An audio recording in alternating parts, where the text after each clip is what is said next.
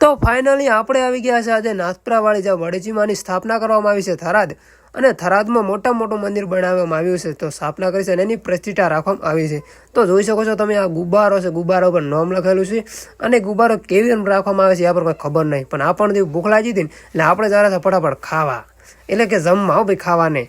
તો આપણે ફટાફટ જમવા આવવાનું છે. તમે જોઈ શકો છો આપણે હેડ્યા છે ભાઈ, અને આપણે આવી ગયા છે જમવા. તમે જોઈ શકો છો આપણે અરે 4 લંગૂટી આવી ગયા છે, એટલે આપણે ફટાફટ ટૂસી ફટાફટ ખાઈ અને ફટાફટ નીકળી જાવ. બારી ધોવાનું બાકી છે તો આપણે ધોવા આવી ગયા ફટાફટ. ફુવારા તમે જોઈ શકો છો, આ કોઈક મોટર મેકલ છે, બાકી ફુવારાનું આપણે શોભાવાટો કરેલ છે અંદર. બાકી આયોજન કરેલ હતું એક નંબર. બાકી જોવાની મજા આવી ગઈ. ને તમે જોઈ શકો છો એટલું તો મેદાન પડ્યું હતું. અને આ ગણપતિ બાપા પાસે કોઈ નહીં, એટલે અમે પણ આવીને ઉભા રહ્યા હતા. તમે જોઈ શકો છો.